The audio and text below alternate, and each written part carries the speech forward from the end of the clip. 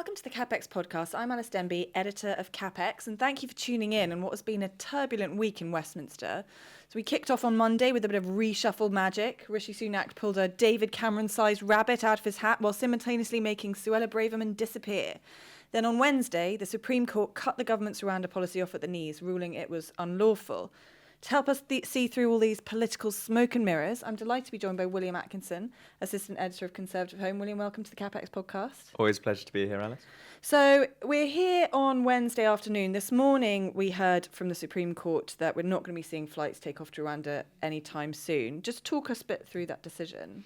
Well, so it's not wholly unexpected. I think actually the only people who were surprised by this were Number 10, who were hoping against hope that their entire year spent trying to get the Rwanda policy through the courts was actually going to work out. Spoiler alert, it did not.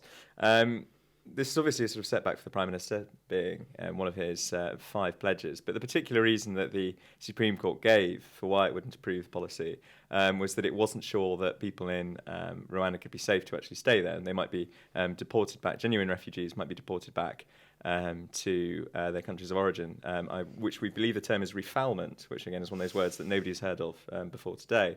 This is obviously very damaging for Rishi Sunak. Coming straight after his sacking of Suella Braverman, it gives the right of the party and Suella's dwindling but still significant number of supporters the opportunity to suggest he was wrong about Rwanda all along, as Suella Braverman suggested in her resignation letter.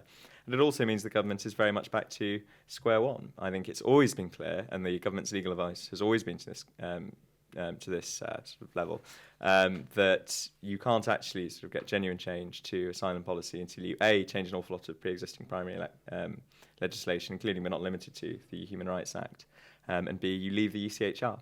And whilst I think there's been a lot of discourse about that on the right, the idea that Rishi Sunak might run an election on a campaign to sort of take us out of the ECHR, a large number of Tory MPs, especially, but not just limited to the left of the party, are very much not on board with that agenda.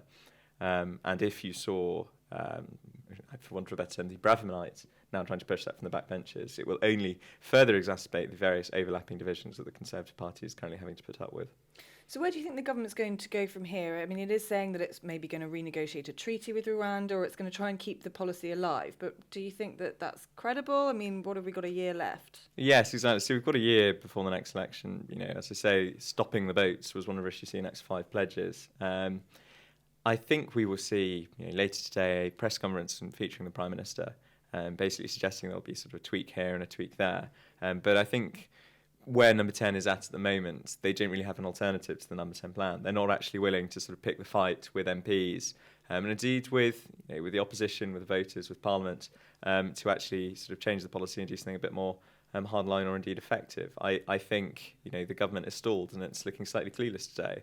And I think also you've got to remember, the Rwanda plan, it was sort of like a treaty, sort of wasn't a treaty, but the Home Office managed to sort of phrase it in a way, all the way back in the days of Boris Johnson and Priti Patel, in a way that meant that it wouldn't actually have to come to Parliament to actually get approval for it. Actual changes to primary legislation will obviously actually have to go through Parliament.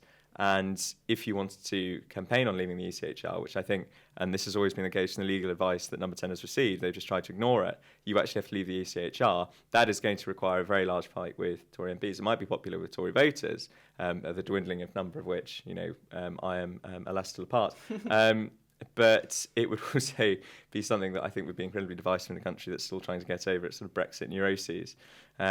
So yes, I would say Rishi Sunak is very much up a creek without a paddle. Fortunately, he's not also on a small boat at the same time. I mean, let's be clear, though. The court didn't say that the principle of sending asylum seekers to a third country for processing was unlawful. It had issues specifically with the safety of people in Rwanda. So the government could presumably find a way to make this policy work, but are you saying that it's basically never going to work unless we leave the ECHR, and that's just politically going to be impossible? Yes, basically. I think, if you change the primary legislation on asylum policy, it can still be taken to the ECHR. If you leave the ECHR without changing the primary legislation, then you're still going to have sort of domestic courts blocking your objectives. I think whatever happens, you're going to end up with various legal wrangles. And I think even though other European countries are trying to do this at the moment, they're mainly planning on having sort of offshoring in Africa, so like the processing of claims in Africa. But what we're trying to do is basically get Rwanda to run our asylum policy for us. And I don't think the court's going to accept that, for the basic reason that Rwanda has obviously changed an awful lot in the 25 years since the genocide. But it's still it's a relatively sort of flourishing country. You know, they've benefited from Tony Blair being a sort of consultant to their government, I believe. Lucky them. Yes, exactly. I think he's been talking this week that he was going to go and run like Gaza after Israel is finished with it, which would be an interesting outcome. But anyway, Rwanda has a history of breaking with several treaties they previously signed, and as I say, there's concerns that people might be deported back. You know, this has happened as a basis of a previous treaty that was signed with Israel, for example. I think until the government finds perhaps an alternative to Rwanda, you know, there's some talk again about offshoring, sending people to Ascension Island. Funnily enough, the people of Ascension Island don't want to be turned into a giant sort of migrant transit camp. You know, maybe we need to get to a stage where we've already turned the Falkland Islands largely into a small number of people who live there, or sort of domestic inhabitants, some penguins and a large number of troops. Maybe we should just clear all of them out and turn that into a giant migrant camp. You know, I don't know. But I think the most successful approach the government has so far had to the small boats, you know, and remember, like, arrivals were down about a third on a year ago, is on the basis of this treaty that it signed with the Albanian government, which has basically seen Albanian arrivals drop to zero. You know, it's going to be very difficult to sign an agreement with that, with like the government of Afghanistan, since it's the Taliban, the government of India, and the government of the various other countries in which a large number of these sort of would-be refugees, asylum seekers, etc., are coming from. Well, Palestine in the future, we imagine. Well, exactly. But, you know, that's the, I think, only viable approach the government really has, if it's not willing to pick a fight with its own MPs, with the courts, and with, indeed, the country. You say this, but is there not an argument that, short of starting another war in the Falklands, which you seem to be suggesting, that... Well, you are a Thatcher fan. You know, Alice, you were calling for another Margaret Thatcher. Maybe that's just part of the entire agenda. You know? I mean, I'm here for it. But is there not an argument that leaving the ECHR, far from divisive, could actually be a way to sort of revisit the Brexit kind of trenches that won a huge majority at the last election? Is there not an argument that leaving the ECHR is just finishing the job of Brexit, which would in fact prove extremely popular in places like the Red Wall? Well, I think the problem is, though, if you remember, the appeal at the last election was get Brexit done, which was something that could appeal to both Leavers and Remainers. The country had had 3 years of wrangling over Brexit, whichever side you were on in the referendum. The appeal of sort of Boris Johnson's simple message was that we can stop all of this fighting, we can actually focus on the priorities that the public actually has. If you're now suggesting that what we're going to return to is all of that infighting, all that parliamentary wrangling, all that division within the Conservative Party and the Labour... But stopping the votes is a big priority for the general public, isn't it? I would say so, but I think... You know, there are also parts of the country that obviously it isn't their largest priority. Immigration isn't their biggest priority, and they want to focus on not only sort of domestic issues, but are also opposed to the fundamental sort of nature of the government's pay. You know, you could be a sort of liberal Brexiteer who wanted higher immigration. You could be a Brexiteer who wanted to reduce immigration. You know, it turns out the liberal ones won on this front.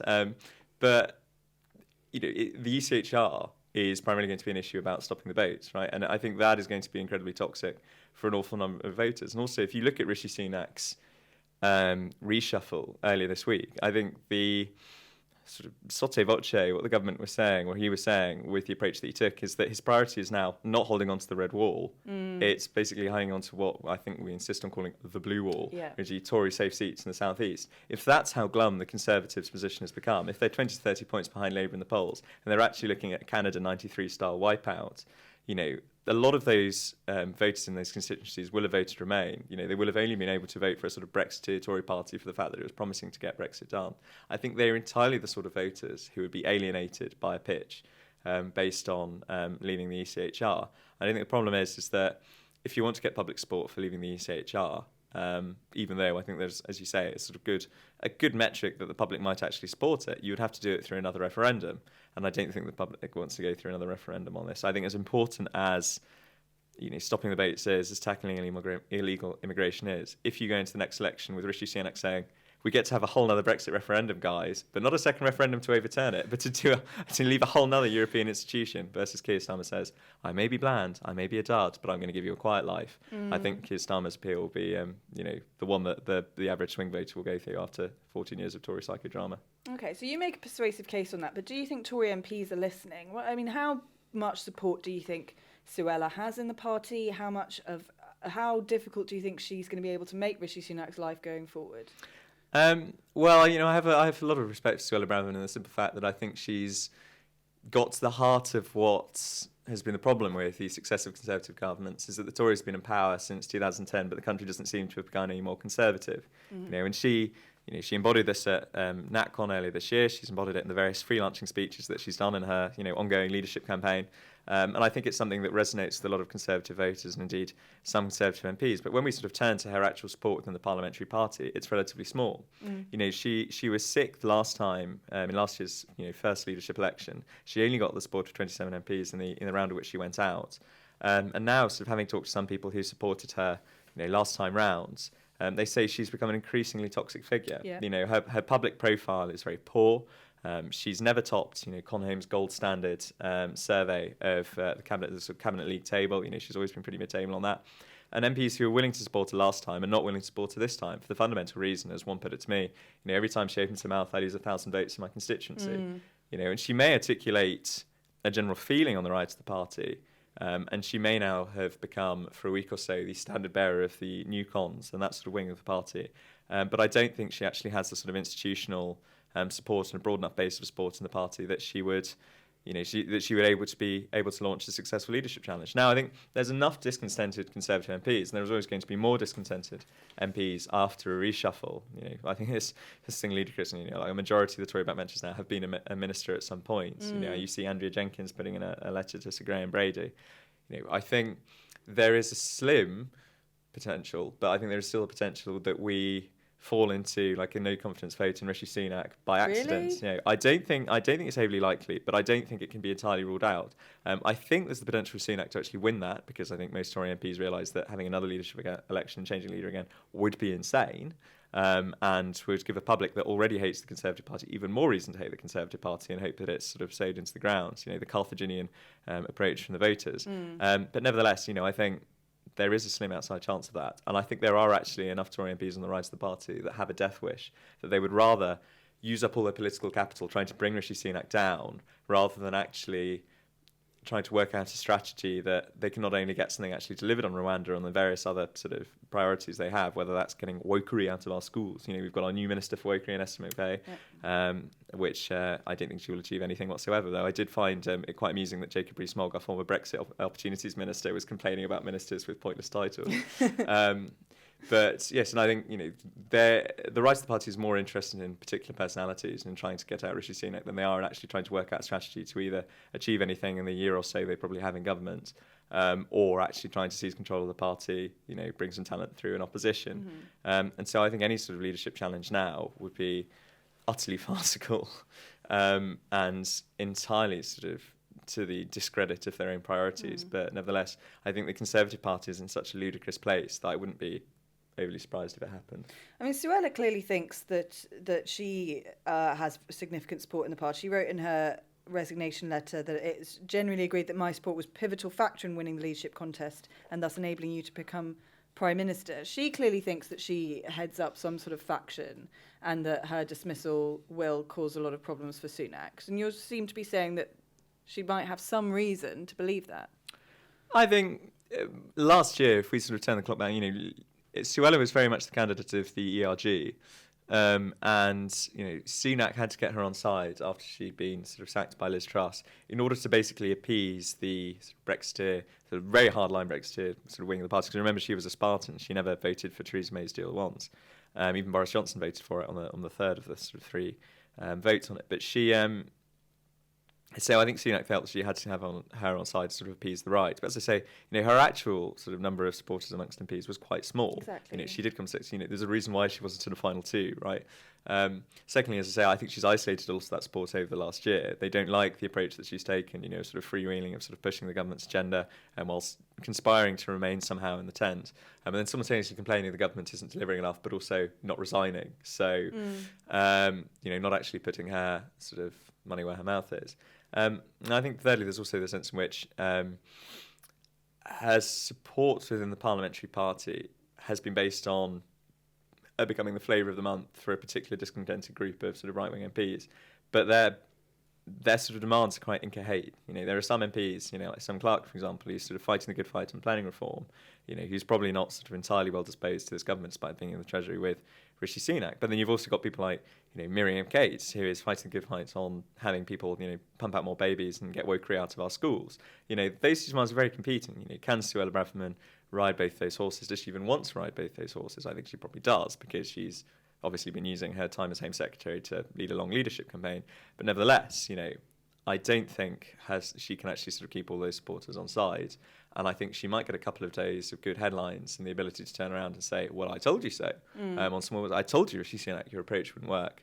But the right of the party is in such a bizarre mood at the moment. I think they'll soon move on to their next sort of flavour of the month. It wasn't so long that they were calling for Boris Johnson's return. And, they're still sort of turning up at Liz Truss's speeches and saying, she was robbed, rather than, her approach was entirely ludicrous. But there you go. Okay, so that's kind of dealt with the right of the party, but let's talk about what the government is thinking. Now, we kind of touched on it, but it feels a bit like the government has concluded that this supposed realignment that happened, that there are lots of voters there for the taking in the so-called Red Wall, that might have just been a feature of the 2019 election. They should be doubling down on their more kind of Liberal supporters in the South who delivered David Cameron's majority in 2015. Is that a fair analysis, do you think? I think what we're looking at very much is a sort of core vote strategy. I think basically the sort of implosion of the Conservative Party over the last 18 months, if you can see the sort of two hinge points being Partygate, which took the sheen off Boris Johnson and gave a lot of MPs whose relationship with him had always been transactional, whose support for him was relatively shallow, the opportunity to try and sort of force him out, and which basically just sort of frustrated his ministers by the fact they were going to have to out to bat for him day after day, and the story continually changed, and the Pincher scandal sort of forced all of that out into the open. And then secondly, obviously, there's sort of trust experiment last year, which I think killed any sort of remaining reputation the Conservative Party had for economic and political sort of common sense, and was so utterly different from the manifesto in which the Tories had run in 2019, basically being, we're not going to raise your taxes, of course, and Liz was advocating to cut them, but also we're going to spend more, we're going to sort of try and level up and spend much in the regions, trying to give these people like reheated, sort of bastardised version of Thatcherism was entirely not what they'd voted for in 2019. And I think just the sort of continual chopping and changing of personalities just made the Conservative Party look foolish. And I think, Rishi Sunak was hoping over the last year that steady progress in his 5 pledges might prove to the voters that he was a competent man that they could actually trust with government. And I think, Rishi is an intelligent, capable individual, but he hasn't proved himself, and I say this as somebody, who is a supporter of him, an advocate for him, he hasn't proved himself to be a particularly capable politician.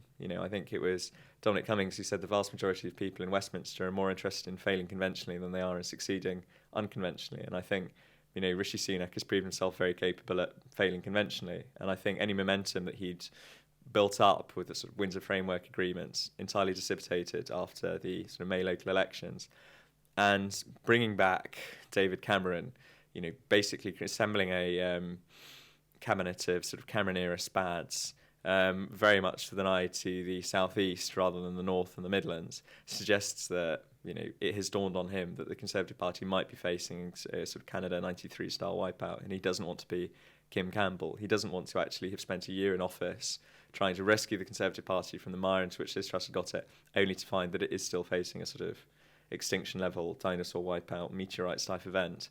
And I think what you're going to see over the next year, as proved by King's speech that had almost nothing in it, is basically a desperate attempt by CCHQ to campaign on every single day and try and save some sort of MP seats. I mean, you saw a lot of capable ministers, a lot of talented ministers sort of leaving the government on Monday for the reason that they either wanted to spend more time campaigning in their constituency or the fact that they actually just want to leave politics altogether, and that suggests they've kind of given up on the government.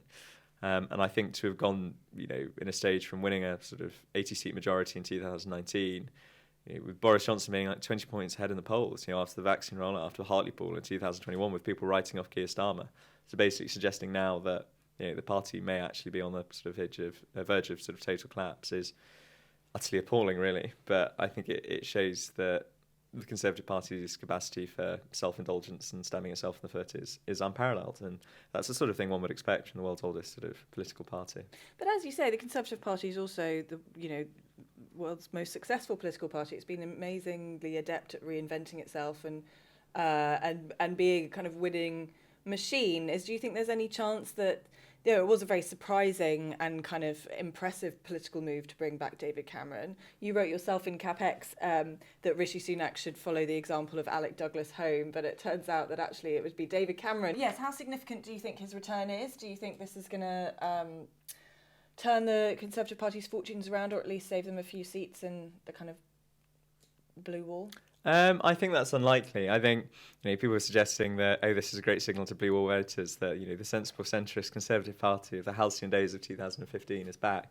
I think Leavers dislike David Cameron for the fact that he was the face of the Remain campaign. Remainers hate David Cameron for the fact that he lost the Remain campaign. For a few sort of woolly-eyed Notting Hill style Tories, he might sort of be a signal of a return to a happier earlier age. But I think most of the public is, and I think YouGov's polling suggests this, pretty apathetic towards David Cameron or openly loathes him. I think I have a lot of respect for David Cameron. When I first became interested in politics as a sort of tender young 14-year-old, he was obviously Prime Minister and leader of the Conservative Party at the time. I think his domestic record is underrated, and I think Brexit, a bit like with Anthony Eden, Suez, or Blair with Iraq, has been allowed to overshadow what was actually quite an interesting and consistent programme of public sector reform. And I think Cameron would prefer to be remembered for that. But that does also lead into the fact that he was a Prime Minister who was actually sort of domestic policy orientated. I wrote about this for the site a couple of days ago. In opposition, his foreign policy thinking was very much shaped by a desire to differentiate himself from Tony Blair. So he was a critic of interventionism, for example. He criticised actually Blair's support for Israel in 2006 when Israel went into Lebanon and sort of got ticking off from a lot of the backbenchers for that. Then in office, you actually see him pivoting. Doing a complete 180. We can't sort of see the window into his soul, but his decision basically to lead the charge in encouraging NATO to, lead airstrikes in first Libya and then later Syria. Of course, he didn't get the vote approved by Parliament, but his decision in Libya may have been made for sort of very good moral reasons. He thought Gaddafi was going to start bombing and terrorising his own people, but nevertheless, it destabilised one of the few stable states in the Middle East. Basically has created a long-running civil war for the last sort of 12 years or so, and also allowed Libya to become essentially the sort of beginning and stopping off point for the migration crisis. And then secondly, of course, Cameron's approach to China is particularly interesting. I know, the great man Sam Bidwell has written for you about this today, I think. But Cameron was very pro-China, Chinese investment. His foreign policy was very much shaped by an idea, coming out of the financial crisis to attract more investment into Britain. He famously met with the Dalai Lama, got a ticking off from the CCP, and then immediately pivoted to try and being China's best friend. Invited Xi Jinping for a sort of state visit. Famous, it's pictured, yes, going to see Manchester City and sort of drinking in his local with him. I don't think the Conservative Party is in necessarily the same place on China now, should we say. The only group who are perhaps sort of could rival the sort of Brexit hardliners for volume on the backbenches are indeed the sort of China hawks. And I don't think they've been very impressed by David Cameron's appointment. But also because David Cameron has spent his time, out of office, working for various and sort of lobbying for various sort of different interests, which have included ones sort of linked to China. Only I think last month he was in Sri Lanka, sort of advocating for a sort of Belt and Road style project. And I think for that is going to be a very odd look for a lot of Tory MPs who already don't necessarily trust Rishi Sunak on China for the fact that both Boris Johnson, despite initially being quite pro-China, ended up being relatively bellicose on it. Liz Truss is very much a hardliner on our approaches to the CCP. And Rishi Sunak has already sort of stepped back from that. He's suggesting we should have more of a pragmatic relationship with China. James cleverly visited China last year. Well, exactly, and fortunately, unlike I think their foreign minister at the time didn't manage to disappear as a consequence. But yes, I think a lot of Tory MPs will be slightly worried by David Cameron's approach and his approach to China. But I am told, by somebody senior in Number 10 that Cameron's views have very much changed since 2016. I think if we had the David Cameron of 2016, it would be very difficult to see him as somebody who was willing to stand up to China on various issues, but also somebody who would be willing to go out and bat for Brexit. But Cameron has always been a team player. He's a very intelligent man. He's a very capable man, and fundamentally being Foreign Secretary nowadays involves nodding along at a few summits and eating some Ferrero Rochers. As Kay Burley was commenting on his weight, this is clearly something that Cameron might be capable of doing. And I think there's also a suggestion that Sunak, again, a bit like Cameron when he came into office, was not a man well versed in foreign policy experience. You know, he's happy with a spreadsheet. He's not happy thinking about geopolitics. And so, as the geopolitical scene becomes ever more turbulent, I think part of his thinking is hand it over to somebody who knows what they're doing. You know, the suggestion that he originally wanted to bring back William Hague.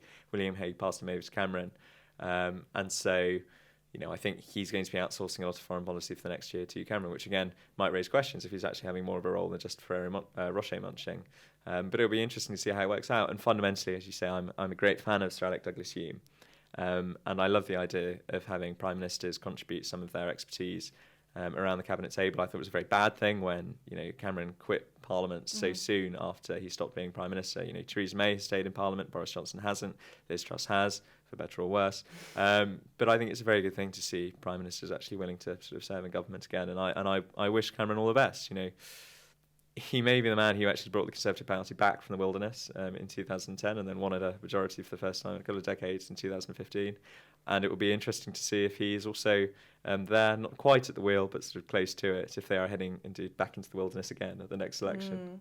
I mean, I think we should say from a CapX perspective on his domestic record that at least the coalition government and the Tory majority government thereafter did try to reduce the size of the state and did manage to squeeze some kind of growth out of a post-financial crash economy. Well, I think this is a crucial thing, right, which is that, you know, I supposed to leave the European Union, I still would now. But one of my great regrets about the way that sort of Brexit happened and the long years of wrangling after and the sort of nervous breakdown it gave to parts of the Conservative Party is that the Conservative Party did basically stop talking about public sector reform, about reducing the size of the state, about the other sort of priorities of the Cameron government as soon as Cameron left. The thing is that we'd spent a lot of time in opposition, like working out quite a sort of wide-ranging programme of reform. You think whether it's, you know, Ian Duncan Smith with universal credit or Michael Gove at education, and I think all of that thinking stopped. You know, or Nick Bowles and finding a way to sort of squeeze somehow some house building out of the existing sort of planning system. You know, all of that thinking stopped when Cameron left. And, you know, there's a sort of allegation often on the left that the Conservative Party is brain dead, which I think is somewhat unfair, because not only do we have great institutions like CapX and the Centre for Policy Studies, and of course Conservative Home and our system on reducing the demand for government, but I think certainly a lot of the Conservative Party is no longer interested in talking about these issues. They're much more interested in the right-wing entertainment industry stuff. You know, they're moaning about, you know, the woke in our schools, or finding, as you were saying earlier, another European institution we can try and quit, rather than doing the sort of boring, plodding work of actually getting reform through. Nothing boring about policy ideas. Well. Of course, there's nothing boring about policy, Alice, but there might be something boring about actually the sort of grinding, sort of trench warfare, Michael Atherton batting style job of actually getting sort of change through the blurb, for want of a sort of better term for it. But yes, I don't think the Conservative Party is actually interested in doing that anymore. And in some ways, Cameron's return is actually an unfortunate reminder of an age which, alas, I think is now past. All right, so we've got a year left. We've got a shiny new cabinet, hopefully some stability now that Suella's gone. We'll see. What do you think the government can do in the next year to try and turn its fortunes around and avoid an existential crisis for the Conservative Party, which, of course, be terrible news for Conservative Home? No, quite. You know, it would obviously be an interesting situation to be in at Conservative Home if the Conservative Party ceased to exist. So it's one of the many reasons why I'm keen that we don't have a Kim Campbell Canada 93 style scenario. But what can CNAC actually do to sort of turn the situation around? I think there's very little. Frankly, I think that's the unfortunate position that we're in. You know, as I say, CCHQ is basically going to go into campaign mode. You know, the government is in a sense going to actually move into CCHQ from about January, because the only focus is going to be on trying to save, you know, MP seats. You know, Rishi Sunak will hope that he has some progress on meeting his priorities. You know, I think obviously it looks like the pledge on small boats is dead in the water, but this morning we did get the news that he has actually managed to halve inflation. I say he's managed to halve inflation. The Bank of England and falling global energy prices have managed to halve inflation. And of course, if the situation in the Middle East escalates further, you know, those energy prices might go shooting back up again. Yeah. So he's still got a long time left of the year for that pledge to become unmet. Other things that he can do, you know, from a personal perspective, I think he should focus on sort of laying traps for Labour, whether that's, you know, there's been a suggestion that we could have a sort of referendum act. So Labour's attempt to sort of gerrymander the constitution by sort of introducing sort of votes at 16, etc. That would require a referendum. But I don't think Rishi Sunak's sort of actually interested in playing those sorts of games. Not only because I think he's fundamentally an honourable man, but as I say, because he's more interested in failing conventionally. He spent the last year in number 10 trying to pull all these levers, having these various resets, trying out these various different ideas for trying to, get the Conservative Party an unprecedented fifth term, and none of them have seemed to work. He's surrounded by very capable people, but he is not by instinct the sort of politician who can think outside of the box, who's willing to, like, say, Boris Johnson and Dominic Cummings did in 2019, go after various vested interests, have SW1 and the media sort of screaming at them because they're playing, by different rules. And I think that's the sort of thing that would be required to actually deliver another majority, but I don't think he's fundamentally interested in that. And I think what you're going to see over the next year is him sort of batting out time and slowly coming to the realisation that the Conservative Party might be heading for quite a hefty defeat, which of course I hope it doesn't, because I am an obvious supporter of the Conservative Party, not just for the fact I'm sad enough to have been a member since the age of 15, not only for the fact that I'm the assistant editor of Britain's leading and best, CapX is a close second, centre-right political website, but because, I believe in conservatism. I want to see the Conservative Party succeed. But I am also of that sort of unhappy, and especially I think it's amongst sort of younger Conservatives who've only sort of grown up really under a Conservative government, who question we've been in power for 13 years and not really achieved much, And frankly, I don't think that's really going to change in the final year of that power. And as I say, a year is a long time in politics. Events tip over events. Keir Starmer might implode. The Labour Party has currently got a lot of problems over the situation in Israel and Gaza, which the Conservative Party has done a great job at distracting from by having its own sort of psychodrama. But, Rishi Sunak is an intelligent, capable man, and as I said recently for CapX, I don't think the Conservative Party has a sort of better option for leader at the moment, but that still doesn't mean he's necessarily going to have the necessary imagination to pull an increasingly unlikely victory out of the bag. Bleak prospectus there on which to finish, I think. William, thank you very much for joining me for the CapX podcast. It's a pleasure. I'm sorry I couldn't be more sort of sweetness and light, but as I say, I very much enjoy being on. Thank you very much. And if you enjoyed this, please do like, subscribe, recommend this podcast to your friends, and obviously subscribe to the CapX newsletter. And I don't know, do you have anything to plug for Conservative Home? Well, if you're going to subscribe to the CapX newsletter, if you haven't already, I'm of course, I look forward to it appearing in my inbox every day. I could also suggest that you should subscribe to the Con Home newsletter, which I try to get out most mornings at about 9:30, which not only includes an excellent run of Con Home articles, but also our morning news links, which will keep you up to date on everything that's been going on. So if you want to start off the day with a summary of the news, go to Con Home. If you want to finish the day with a summary of what's gone on and the best comment pieces available, go to CapX. And I think in that sense we can work in tandem, Alice, to keep the hearty listeners and viewers of the CapX podcast properly informed. Could not have said it better myself. Thank you very much. It's a pleasure.